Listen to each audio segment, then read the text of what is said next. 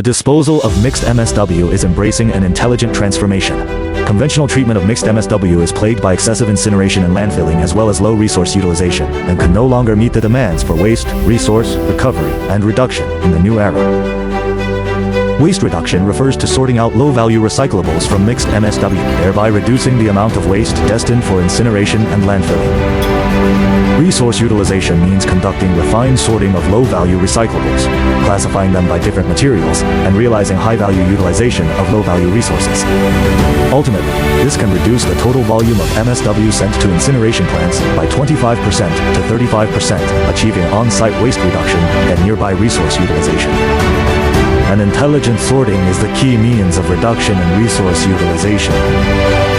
DataBeyond builds a complete resource utilization chain for mixed MSW with automated, intelligent, and digital sorting technologies.